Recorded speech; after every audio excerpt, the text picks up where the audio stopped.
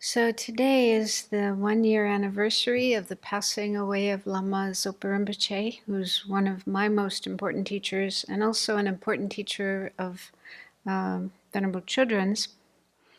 And he also did come here once many years ago and taught. So some Abbey residents have met him, others have read his books, and right now Venerable Sepel is teaching from one of his books on transforming problems. And it's said that on anniversaries of the passing away of our teachers, it's good to make offerings. And that can include things like food, flowers, lights, and so on. But I think it could also include offering service, offering our practice. We'll do a practice later today. And also offering Dharma. So I'm happy to be able to do a BBC today and offer a little bit of Dharma. So over the last couple of months, I've been going through the 8 verses of thought transformation, and this will be my last talk on this little text. So last time I started talking about verse 8, which says, "Without these practices being defiled by the stains of the 8 worldly concerns, and by perceiving all phenomena as illusory, I will practice without grasping to release all beings from the bondage of the disturbing, unsubdued mind and karma."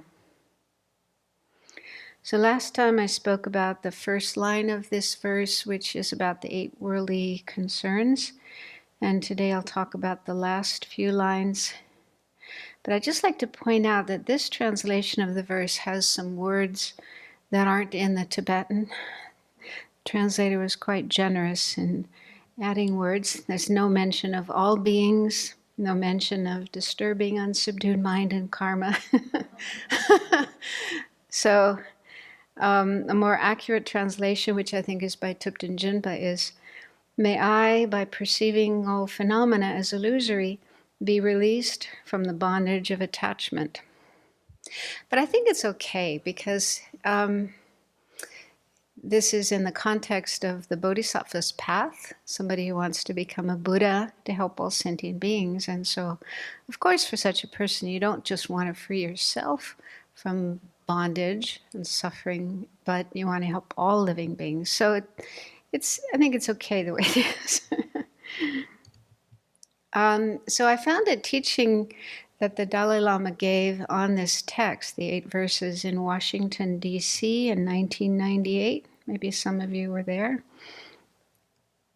And he said that these last lines of this verse stress the need to situate one's practice and one's mind training within a full understanding of ultimate truth or emptiness.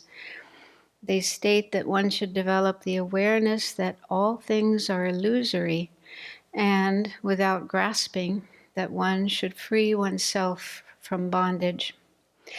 But before one can cultivate the understanding of everything in terms of its illusory nature, one first needs to negate the substantial reality of everything, including one's own self.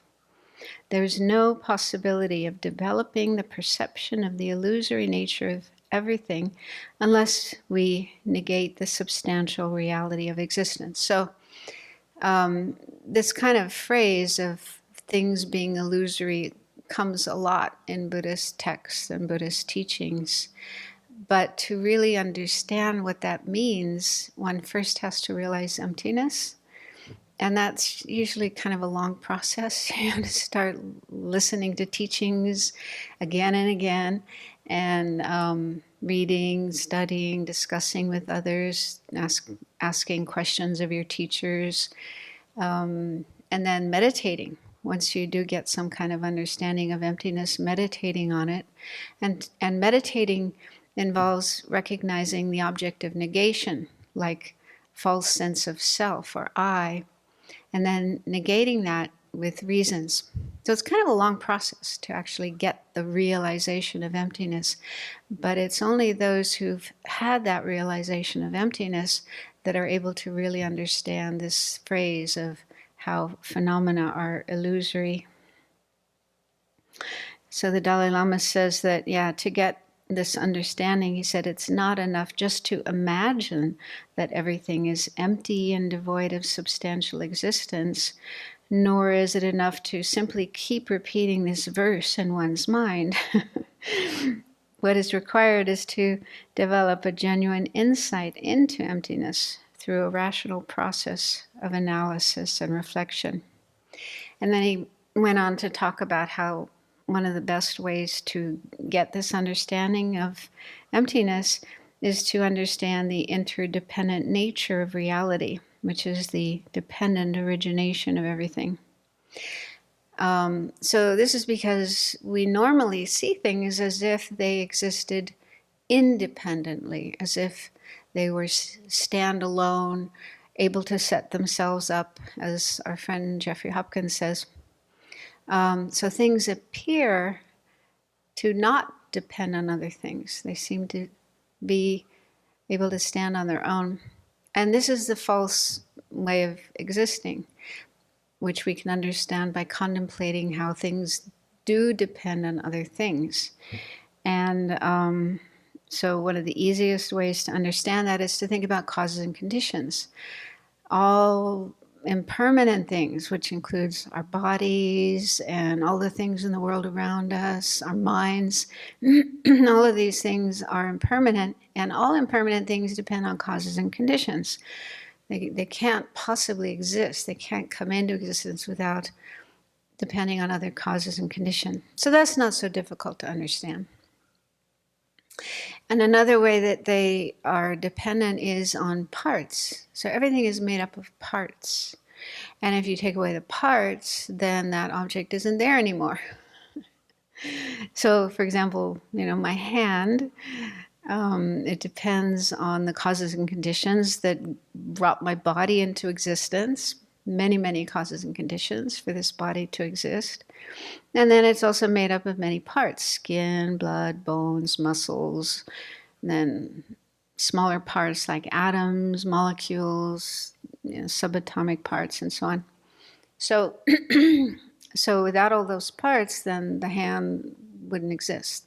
So that's not too difficult to understand if we think about it. And then there's a third way that things are dependent, and that is on the mind that looks at a collection of parts and then gives it some kind of name or label or term. So like when I see this object, which is made up of all those parts, and none of the parts itself is a hand, which we can understand if we think about it. Yeah, they're individual components, but none of the components is a hand. But looking at all those components, which are not hands, then the mind says hand. So it gives that name, label, term, hand. So hand or anything else is just named or labeled or designated in dependence on a whole bunch of parts. So that's not easy to understand. You have to do a lot of thinking and meditating to understand that. But anyway, through thinking about, meditating on, and finally getting to a realization of how everything is dependent on other things and therefore is empty of independent existence, then a person will get this realization of emptiness. And when they are realizing emptiness in a state of meditation, the only thing that appears to the mind is emptiness. All other things disappear. But when they finish their meditation, they get out of meditation, they open their eyes and look around, walk around, look at people, look at things. Things will still appear as if they were independent or inherently existing. And they've just realized that, no, wait a minute, things don't exist that way. Nothing exists that way. And yet things still appear as if they did exist that way. And that's because of the mind's long habituation to seeing things in that way. It doesn't just stop like that. So things will continue appearing inherently, independently existing, even though you know they're not. So that's where the illusion comes in, the idea of things being illusory. So there's this appearance of things as if they were inherently or independently existing, but you know that they don't exist that way. So you've established for yourself that that way of existing is impossible. And we can get some sense of this by looking at maybe experiences we've had. Like a good example is a mirage.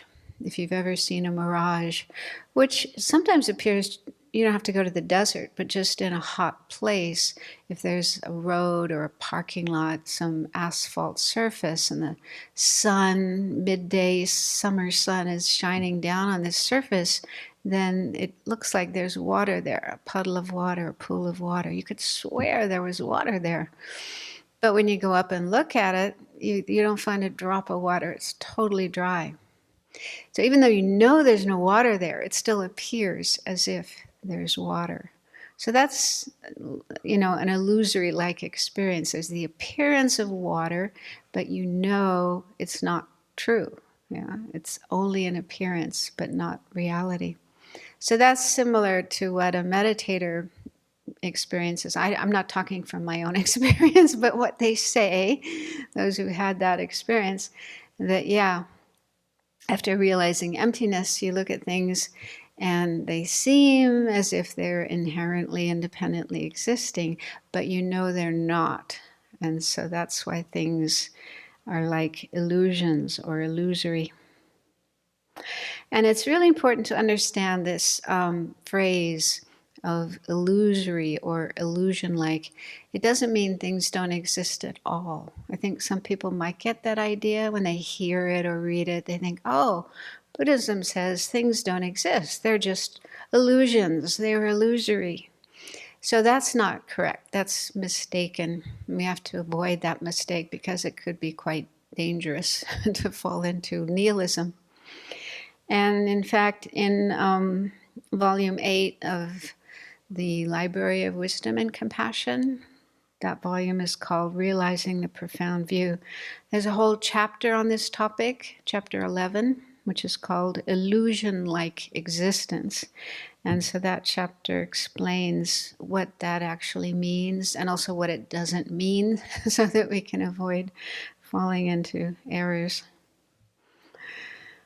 So, this is a big subject and not easy to understand, but it's very important because what somebody following the Mahayana path wants to do is become fully enlightened and help all living beings. So this is what we think about every day, and we generate that motivation. May I become a Buddha and help all living beings.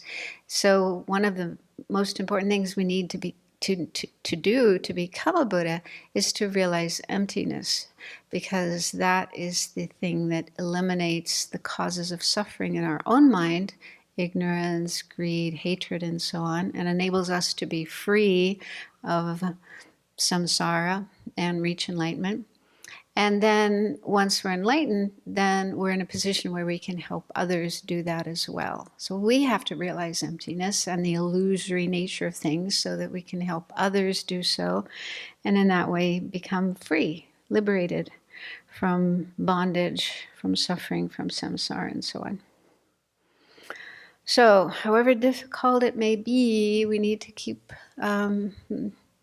working at it, listening to teachings, contemplating them, reading them, and making effort to understand. And gradually, our understanding will increase and improve, and one day we'll be there. Okay, well, thank you very much. Oh, and something else really important. I saw a bunny last night.